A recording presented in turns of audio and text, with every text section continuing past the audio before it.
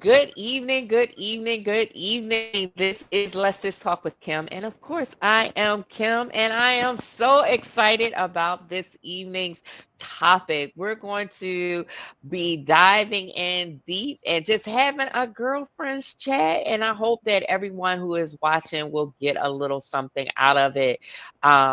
This is a conversation about emotional intelligence, and I am so excited, especially after 2023, child. We all need to have emotional intelligence, right? Like there's been some stuff going on in the year that we don't want to bring it into 2024. We want to be on point and ready. So I have my lovely guest this evening with us, Latanya Walker. I am so excited that she's here. Woo, woo, woo, woo, woo, woo, woo, woo, woo. And I have my new co-host, Theo Carter. So Latanya, please just let the people know a little bit about yourself. Yes, yes. And feel free to call me Tanya.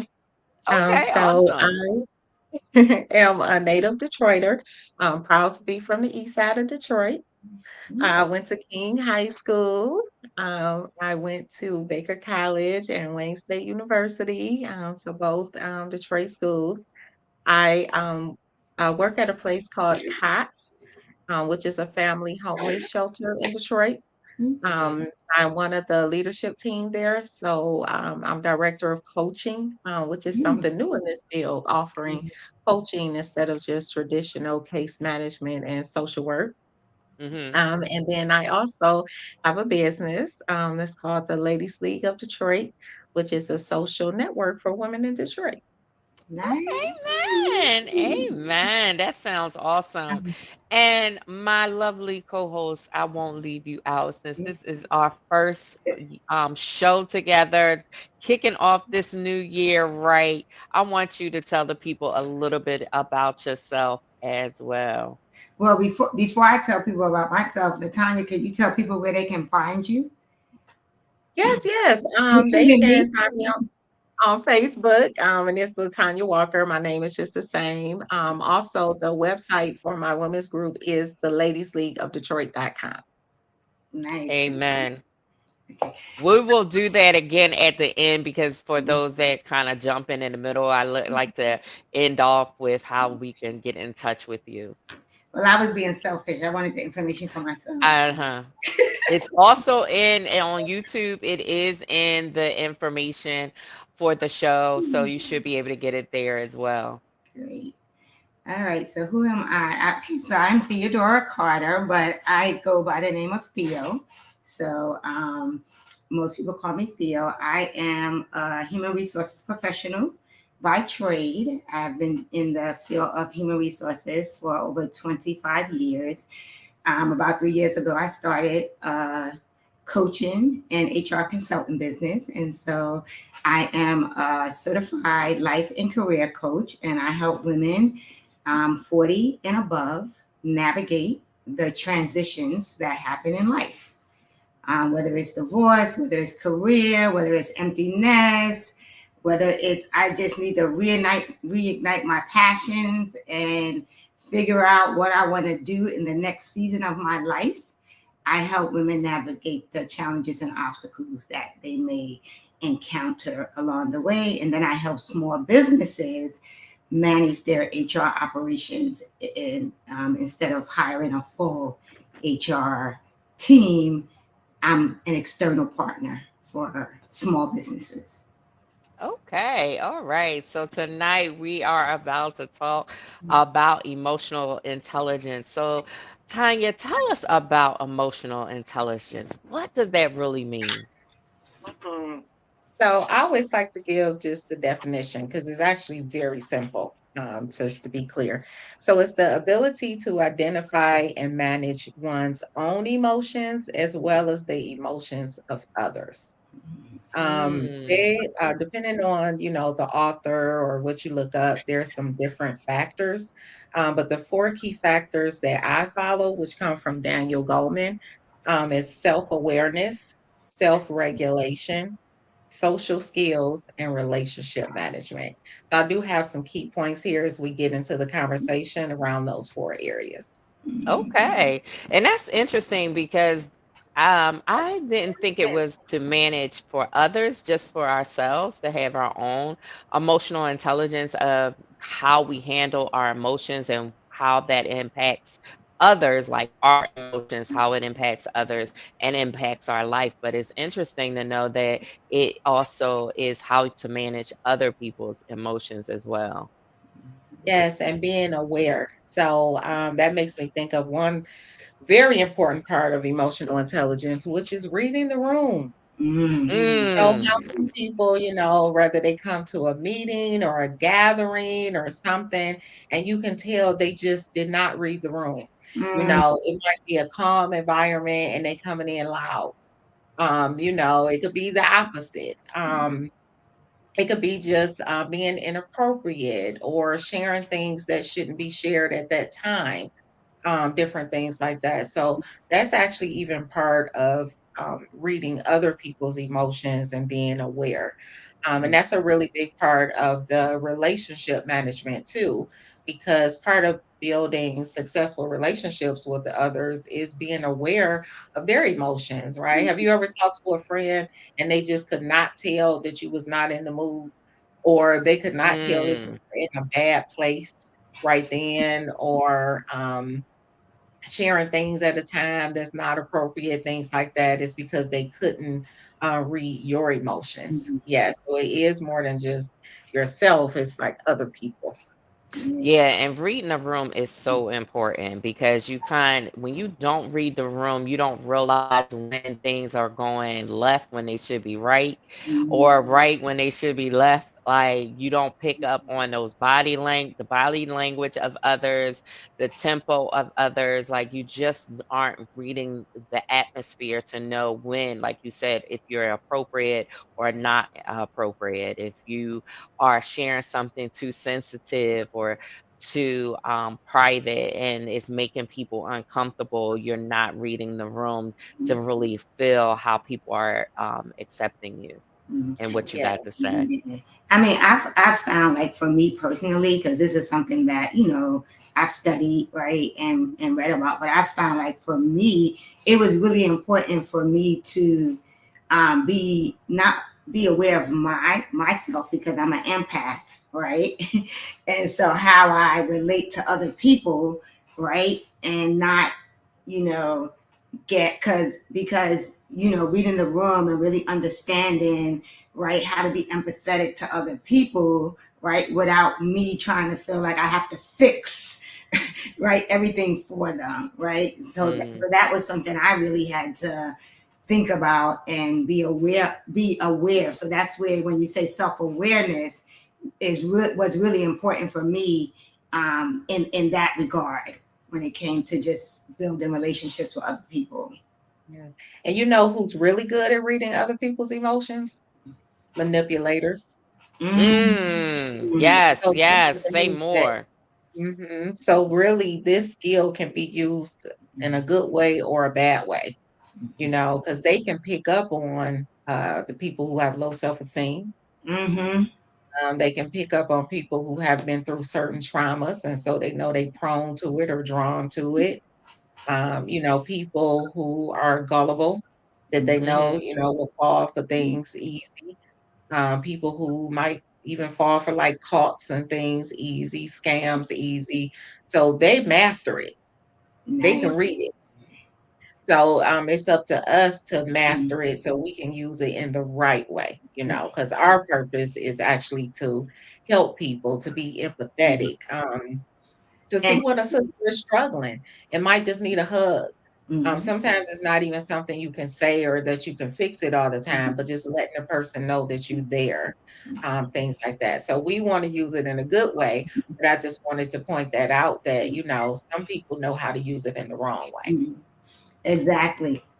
Yes, yes. And that's important to know because when you think about manipulators, they are in tune with how you feel, what triggers you, what makes you more relaxed to Mm-hmm. be more open to them. And it is something that you would you can imagine how they are experts at emotional intelligence. And at pulling at your heartstrings, right? Or Hmm. knowing how to push your buttons, right? Right, Right. exactly, exactly. So, Oh, can I talk about that a little bit? The pushing your buttons. Absolutely. Yes, please. So that makes me think about something that's really important with this topic, and that's learning your triggers. Hmm. mm, So part of that self-regulation, the second part that I mentioned, is learning how to regulate ourselves when we're triggered. All of us have triggers. I have some recently, that I've been noticing and working on. So just because even you know about these things doesn't mean you just mhm, fully have it mastered. But I do believe I'm very self-aware. And so even starting to pick up on, some things that I didn't notice before were triggers. And then, you're getting older and wiser and more experienced in life and things now at 47, that I can pay attention to that at 25, I didn't mhm, have a clue. So when we learn those triggers, that can help us regulate because mhm, that triggers what they call fight or flight. And Right. then that's when we sometimes fly off the handle, start saying things that we're going to regret, doing things that we'll regret, mhm, because that spot was touched, which a lot of times might have to do with previous traumas and things like that. mhm. So as we learn our triggers, we can work on managing it. Right. So what tips would you give to someone that's listening, right, on how they can even begin that process, right, of being more self-aware or learning what their triggers are? Mm. A few things. I think one, asking some people that you trust. Because you can't ask just anybody, Mhm, some people have the wrong motives or, they don't even know what's going on with their own self. But, when there's somebody in your life that you trust, asking them, what are some things that, where you've seen me emotionally react, mhm, or that you can tell that it gets to me, mhm, or times when I may have said or did something that wasn't the best. And so somebody that you mhm, trust, asking them that.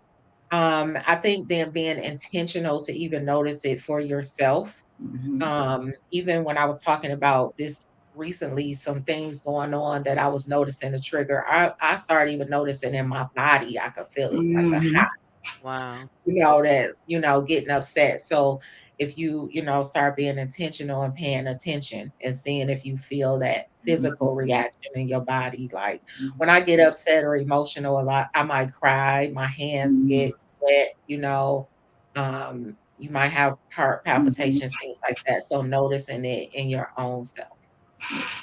Yeah, I know.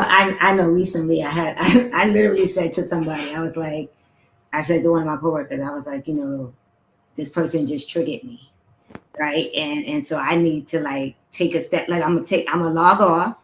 I'm gonna go for a walk, right? So I don't say something or inappropriate or send an email that shouldn't be sent, right? And so I think that self-awareness piece and really learning yourself and learning your triggers is so key, especially in all relationships, but in professional relationships, because I mean we already are viewed a certain way, right, in the Hmm. workplace. And so you Right. need to be careful, right, of how you manage and come across when because there are going to be times, a lot of times, when people are going to push your buttons at work or trigger you, right, in something that they do or say to you. Yeah. Yeah, Thank because in those kind of scenarios, with African Americans in general, we can only have but so much emotion, especially in the workplace, Mhm, or before we are, I'm just going to put it out there, where we are made to feel like we're a threat, mhm, or we're out of control, or we are just unruly, when we're just showing emotion, and it doesn't need to be negative emotion. It could be, when we laugh, sometimes we can get excited, we can get loud, and or things like that, and that's portrayed sometimes as, oh, that's too much. That's too Mhm. much. Like it's just really, if we raise our voice, if we do anything, any inflection, it's like, oh wow, what's that? Or if we just speak our mind, right? Or if we Right. just, you know, debate or want to say, hey, I don't agree with that, right? And it doesn't, and you don't have to raise your voice. You don't have to be disrespectful, right? But Hmm. if you just give an opinion or a suggestion, right? Sometimes that alone, right? So it can be exhausting, right? Because I Hmm. think I think in the professional realm, I found that I really have to be more cognizant, right, of how I Right. am managing my emotions as opposed to in my personal life, Mhm. you know. So, Something else that I would like to share. I even thought about it when you were just sharing that. So it's like in that case, somebody else is misrepresenting, our emotions or our intent. Like we just sharing our opinion, like you're mhm, saying, and they Right. Right. Right. act like it's something else. So on the flip side, sometimes we might not properly identify the emotion that we're feeling. So let me mhm, give you an example of what I mean. This is something I've talked about recently a couple of times, and it's around grief. So when Mm. we think of mhm, grief, we automatically, of course, think of loss, losing someone. But there's other forms of grief, like Absolutely. losing a relationship, a breakup, a mhm, friendship, losing a job that we cherished, a mhm, home. Um, Also, the grief of sometimes you get a certain age and realize you didn't get the life that you planned. mhm, So the reason I bring that up is because sometimes we could be going through something and we think it's something else. Hmm. mhm, I'm depressed or I'm feeling this way, or you don't even know why I'm anxious or angry, snappy. And it's because it might be because you're going through grief. mhm, So Mm. that's just one example. But basically, sometimes we're not aware of the emotion that we're feeling. So, one Right. of the things that I did with my women's group when I talked about this topic in November, I emailed them two lists of emotions. One was a list of positive emotions, and one was a list of negative emotions. So, this list, I don't know, it might have had like 50 emotions on it. When you just live in day-to-day life, it's not that you don't know. Most of us, mhm, listen, we got Black women, we smart, educated, popping businesses, we doing okay, very smart. But you just live in life, so you're not thinking about this list of mhm, emotions. And Right. so you feel in this way and you haven't really identified or connected it to what it really is. mhm. So that's something that I really recommend is to just periodically look at maybe a list of emotions, especially if you feel in some kind of way, and see if you can maybe more properly connect it or identify what it is. I mean, and it's funny that you say that because I mean, and Kim and I can probably definitely relate to this, right? Because I would say over the last, I don't know how many years we have experienced Hmm. a lot of loss, a lot of grief, relationships, family members, right, whatever. And it's funny that you say that because in December, right, I just started feeling away and I couldn't figure out why. And then I said, you know what, this is a month where this is my god brother's birthday, Oh right? my. Who's no longer Hmm. here, right? And so I really had to stop and be like, okay, why are you feeling, like I didn't want to be bothered with anybody, right? Like, and then I realized, right, I was grieving, like I was thinking about someone that I lost who is no longer here, and it was his birthday month, right? And so that's so Hmm. true when you say that because it I don't do it a lot, but there are times when I catch myself and I do have to stop and think, okay, why are you feeling what you're feeling right now? Like what's going on right now in this moment or at this point in time? Yeah, and I do agree with, sometimes we concentrate on grief of losing a person, but loss comes in so many different Mhm. ways, and we can grieve heavily over those things, like you mentioned, with the uh a relationship Mhm. or a house, a job, or a friendship, which would be a relationship, but even a pet. You Mhm. could grieve heavily over your pet. Yeah. And those things that don't get as much attention as as if you lost a person like in death. Mhm. Sometimes we don't put as much consideration on those other things that hit us just as Mhm. hard. And it's so important for us to, like how you said, to be conscious of others and know each other's emotions and ensure that we're taking care of one another and not just making light of things. So that was an excellent topic to bring into fruition on this podcast, because that's one of the things that I always talk about is grief and mental health, Mhm. and always being positive in that aspect of sharing and knowing how people are impacted. And I think also the point you mentioned about, right, grieving the life, right, that you thought you imagined but you didn't have, right, and how you manage that, right, whether, like, for me it's mindset shift, right, it's like really recognizing that, you know what, it's not too late to do the thing that I want to do, right, or, Mhm. what are the negative thoughts that are filtering in my head that I got to turn around to positive thoughts, right, because I think for most women we get to that age where we do get to that point. If you're single, right? You're like, hey, I didn't imagine that I'll be single at 40 something or 50 something, right? Right, Yeah, I didn't absolutely. imagine, right? And so now you're going through this spiral of in your head, right?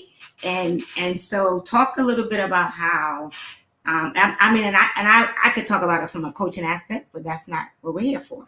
I want you to talk about it from a social worker's aspect, right? Like, how do you kind of manage that, mindset shift? Mhm. Back to that word intentional. Mhm. So a few different things. If you are a person of faith, people have different beliefs, but if you're a Christian, a person of faith, I'm definitely a big believer in using your faith. So those negative thoughts, like applying the word of God, everything that the enemy is putting in your ear that you hearing, I'm not good enough. I struggled with that when I was younger, or, whatever it is, finding scriptures to counteract that. And then I also think just some practical things, affirmations. I love Mhm. affirmations. Um, and also if it's very intense, therapy, counseling.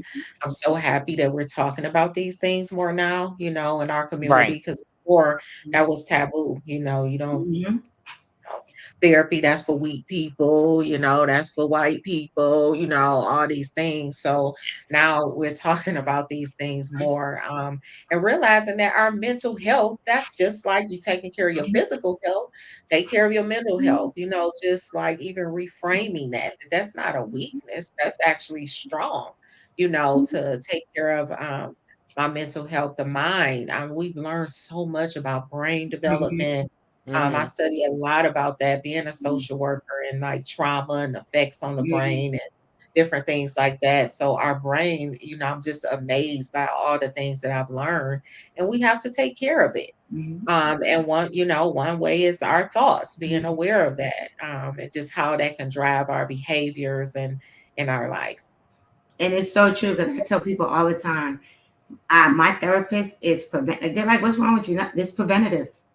Just like Right. I go for an annual physical or I go to the dentist, I have a regular check-in with my therapist, right? Because that's just to keep my mental, because I have suffered with you know I know there's a term, diagnosis for it, but I'm going to say my layman's term: functional depression, situational depression, right? And so that's why, like, to keep my mental straight, I do have regular check-ins with a therapist, because you know what, people, I'm just going to say this: sometimes you can't talk to your family and you can't talk to your friends. And it's not because they don't care, but it's because you want to talk to someone that's going to be unbiased and not tell you what you want to hear. Right? Yes.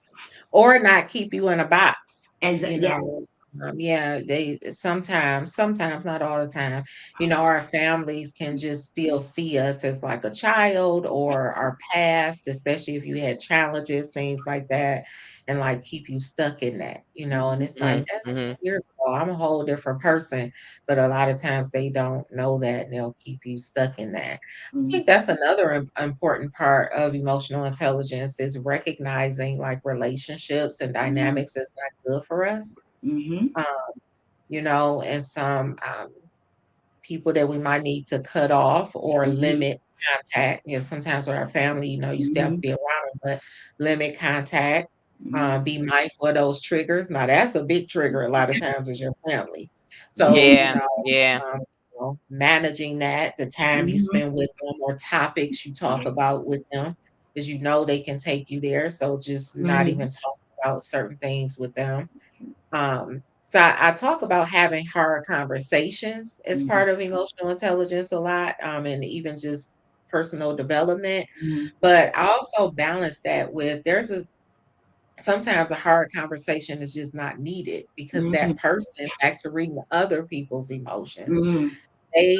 they're not going to receive it well, or it can make it worse. Like, I'm a believer in speaking up and addressing things, but Mm-hmm. sometimes using wisdom is not even worth it. Mm-hmm. You have to learn how to judge that for yourself, if you should address it or have that hard conversation, or if you should just leave it alone. Right, right. One of our viewers said boundaries is Yeah, so important I was to about have to say that. boundaries. Yep. I Yeah, was about to it's so say for me, it's important. been healthy boundaries. Like I really have had to manage the people that, you know what, I still love you, but you're going to be in the balcony of my life Right, as opposed to the exactly. front row, right? So healthy boundaries is like for me is key. The and I think for me right now, because my main focus for the last few years has been I just want to live in peace, right? Mm, And so I'm intentional about how Hmm. I create that space for myself, you know. And it's also important to know when you are closing yourself in. So when Mhm. sometimes we can be over obsessive with our boundaries. So now we're Mhm. blocking so many Yeah. people out that we're on this island Mhm. on our own. And we Mhm. have to be careful about Yeah. that. We can't just keep people at an arm's reach away from us or further without letting sometimes you got to balance it with sometimes because I love this person. Mhm. I'm gonna have to tolerate or try to be more um empathetic to their Mhm. need of wanting to be around me and scheduling those times so that you can kind of balance when it is like set an appointed time when this is when we're going to get together, this is when we're going to talk, and you know that this person may talk a lot and you might Mhm. not get a word in edgewise, but you're just trying to fill their bucket at the moment. It's not about you, it's about them. And when we're talking about emotional intelligence, Yeah. we need to be intelligent about the needs of others as well. Yeah. And it's true because I definitely have like people who I know if I'm going to have a phone conversation with them, I know that I have to set aside this amount of time and I have to be still because I'm going to have to listen, right? And I'm prepared for it, right? Like I'm like you Right. said, you're mentally prepared for it. And I think we also have to be open to because there was a time for me, right? I was like, I don't need no new friend. Like I don't want no new people, right? And then I was like, you know what? It's good to have new people, right? Right. Because new people Exactly. bring new experiences, right? And allow you to, form a different view about what's happening in your life or experience something different from those new people, right? But I think it's definitely key to, you know, not isolate yourself because isolation, I think, is an indication of something else. mm. Absolutely. Absolutely. And that's very important. because isolation could actually be your way of dealing with depression, that you start Exactly. to close all doors around you and you're down, you're sinking and no one knows that you're sinking. Mhm. And I could attest to that. So, So, Tanya, is there other things that you wanted to bring up in regards to emotional intelligence? Hmm. One thing I think, last point I can make is, so thinking about the capacity of others when we are working on, mm, whether it's relationship building or having difficult conversations, or even sometimes things that we're seeking, like closure from family members, things that have happened, or a previous relationship and things like that. Right, Um, right. Sometimes we are not recognizing that the person we seek these things from doesn't have the capacity to give it. Um, Mm, I've even seen this a lot with, generations in our family that are a little older than us, where right, we right. want them to, like, tell us what happened, tell us this and mm, that, and not, realizing that, some of them, they just they can't, like, it would kill them to mm, admit this happened Mm, or whatever, mhm, and as much as you may need to know, and it may even be your right to know, I'm not saying you're wrong maybe for seeking those answers or closure, but you're gonna just drive yourself crazy because 'cause you're not recognizing that mhm, they um, mhm, right, right. sometimes it's even a developmental thing. Sometimes, mhm, people don't have the communication skills. Sometimes it's just cultural or generational, mhm, different things like that. So I've just found, seeing people like stay in a loop about something where they just like won't give up, and they not realizing that that person, they can't, mhm, they don't have the capacity to give you Right, what it is that you're looking for. mhm, So right, I right. try to think of things, the more and more I work on this topic, mhm, that's out of just the ordinary. Okay, reading the room, yes, that's important, or social skills, again, important, but I've been trying to like go deeper, mhm, to help us, because us includes me, to continue to grow in this, and that's something that I would say over the past year or so, as I was just putting different, I read a lot of books and research on emotional intelligence, that I just was like, I have seen this, in my life and people I care about life, that, I think we not recognizing their emotions or their ability, their capacity, that we looking for something that we just not gonna get. And I'd rather accept that and move on with my life than to stay stuck on that. It's almost like the opposite end of forgiveness. mhm, Right, So, right. like, sometimes people just stay stuck on that instead of forgiving it and moving on. It's like with this, I think you just like seeking it so hard, and you're not gonna get it. mhm. I Yeah, mean, that's good. yeah, because sometimes, right, it's a story that that person might not want to tell because it is a trigger for them, Right. right? And so at, at some point, like you said, you have to be like, is knowing this information going to change, right? Anything about me or for me, right? Because it probably is going to make you go even crazier because now you're frustrated and you're going to a space of being frustrated and angry or whatever because you're trying to get somebody to share information that they're not capable of sharing because they have their own triggers that they're dealing with. So, Yes. Yeah. And sometimes you just don't want to reflect back on it for mhm, whatever reason. You just don't want to talk about it. You don't want to reflect. And or you can't remember all the details, mhm. so you don't want to share in that aspect too. So that was a good closing point. So Yeah, I that's good. appreciate you ending with that, Tanya. It was very much needed to be said because I think that our audience need to know when something is sensitive, like reading the room as you started us out with, reading that person to know that whatever their limitations are, that you can't push them too far. So I just want to thank you for coming to talk about this topic, emotional intelligence. And I'm sure that our audience received some good nuggets because you definitely was throwing them out there. So I just appreciate you. I want to give the opportunity for you to share of how people can get in touch with you, either on social media or with your group. Yes, yes. So on Facebook, my name Latanya Walker, and Latanya is spelled Latonia. It's spelled a little different. And then the name of my group, which is the website, the Ladies League of Detroit.com. And also my email, Latanya at the Ladies League of Detroit.com. So they can contact me that way as well. Okay, thank you. Thank you. And my beautiful host, how can people get in touch with you, my dear? I am Theodora Carter 428 on Instagram, Theodora Carter on Facebook. Um, and my website is theodoratcarter.com. Repeat that one more time. My website is theodoratcarter.com. Okay.